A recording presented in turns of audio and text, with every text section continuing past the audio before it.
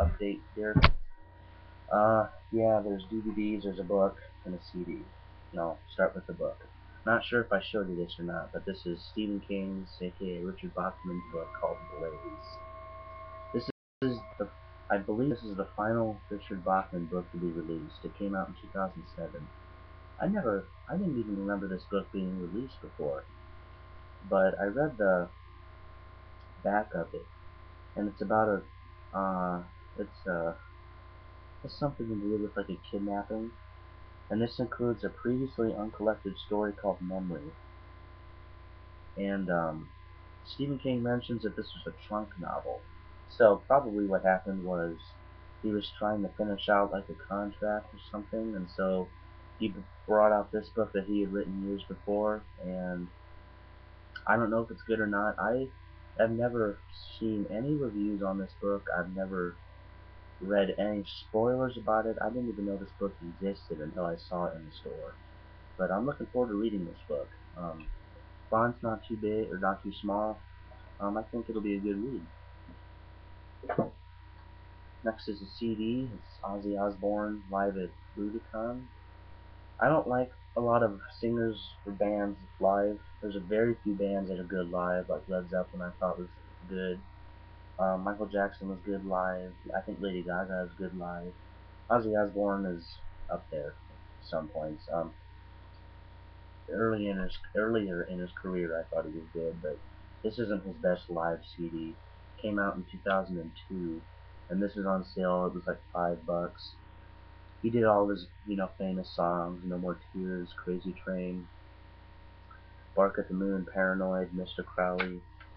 Um, Not a terribly good CD. And the next one is this is The Office season 6. I don't watch a lot of TV shows like any of the recent ones now. I don't think any of them are interesting or funny. Excluding like I love Nickelodeon shows. Like I love iCarly. I'm not ashamed to say that. I think iCarly is funny and I love it. This show, I love it. It is a show that can very well mix drama and comedy. So far, this has probably been my favorite season. 5 discs. Show you what it looks like here. I've watched 3 discs and then part of the fourth one. I believe there's only one more season that's been released on DVD, season 7, and I believe season 8 has not been released yet. But if you haven't watched The Office or you've only seen like some of the earlier seasons, check it out. It's funny and I love this show. Hey, I love it. Next one is Willy Wonka and the Chocolate Factory. This is my childhood. I've seen this movie. I could safely say I've seen this probably 100 times. I have the soundtrack. I love this movie. This is the 40th anniversary re-release, and it includes the documentary Pure Imagination and a very good commentary by the original kids that played the Willy Wonka kids in this movie. This and the sound and the picture quality I think are really great.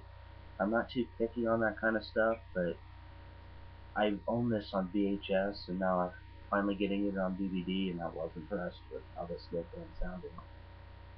Very good movie. If you haven't seen it, and you've only seen the Tim Burton one, you want to check this out. I think they're both good. This one I think is better. This is Volume 1 of Family Guy. This is the original release. I don't know if they re-released this in the newer format. The Family Guy box sets now they're being released is like a single DVD case with the DVDs inside it. This is seasons 1 and 2. Not terribly funny as some of the later episodes, but a lot of Star Wars references in this season. A lot of them. Not too many famous episodes either, but I think it's cool. I might start collecting these. This is all. I only got this at a garage sale for like $2. So the next one is this is the original Spider-Man. I already own this, but I own the full screen DVD. There are two things that I cannot stand. That is double-sided discs and full screen DVDs. Full screen DVDs are the dumbest thing possible. I mean, when DVDs started coming out, they released widescreen editions and full screen editions. And full screen was for people, I guess, who I don't know why you wouldn't want to buy the widescreen edition.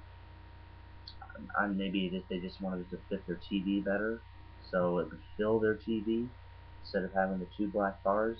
I don't know, but this was only $5. I'm not ashamed to rebuy it, even though the Blu-rays of the first three movies have now been released individually. Originally, it was just a trilogy that you could buy, and it's 2 discs. Yeah, I haven't necessarily watched this yet, but I've seen this movie a lot. And I did see the new Spider-Man. I don't know if I told you that or not. I was skeptical on it. I think it's better than this one, actually. While the three Sam Raimi films are awesome, I think that movie had a lot of newer touches on it that I loved. I loved the new one. And the final one is a movie that uh, I'm not necessarily sure why I got it, but I got it because it was on sale. Water for Elephants. This movie was normally $20, and Meyer was selling it for $7.50. That is ridiculous. I mean, for Meyer is very shitty on like sales. I was surprised at how cheap this was. I've never read the book. I don't really intend on reading the book. I've heard this is a good book and movie. It has Robert Pattinson and Reese Witherspoon. This will be the first movie I've seen Robert Pattinson in that does not involve Twilight. And I'm going to exclude the Harry Potter movie that he was in. I'm excited to see Robert Pattinson in a non-Twilight mode, because I'm sick of Twilight. I just want that series to be over. But Water for Elephants, I'm looking forward to watching it. That's my little update, guys. I'm going to post a review for that Lucille Ball autobiography. Check that out. And yeah, see you guys later.